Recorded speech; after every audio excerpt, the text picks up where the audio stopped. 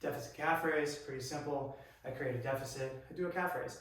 How big of a deficit? Well, this is, let's say, 2.5, 3 inches. If it gets too tall, it gets a little wonky because I like to have a target for my heel, but truly any height of a thing. So let's say this was a 10-inch box or whatever it is, and your heel's dangling off the side. It's totally fine as long as you're trying to be consistent.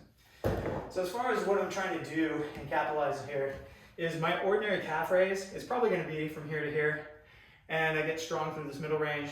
But if you're doing this movement, there's a strong possibility that we've identified that you're not as strong either through this end range or all the way up top. And you can technically satisfy both boxes. This one just happens to bias the bottom here, but I still want to go through my entire range of motion.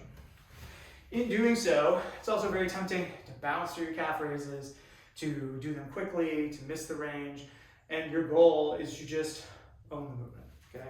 So it's quite simple as, even though it is a fairly small range of motion, 1, 2, 3, 4, hold for just a hot second, come back up, 1, 2, 3, 4, hold for just a moment, and come back up.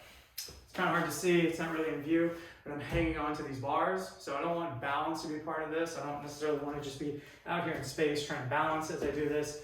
Hang on to something to the degree that you're not using it to pull yourself up, a wall, back of a couch, whatever it is, so that you can focus just on the machinery of that calf.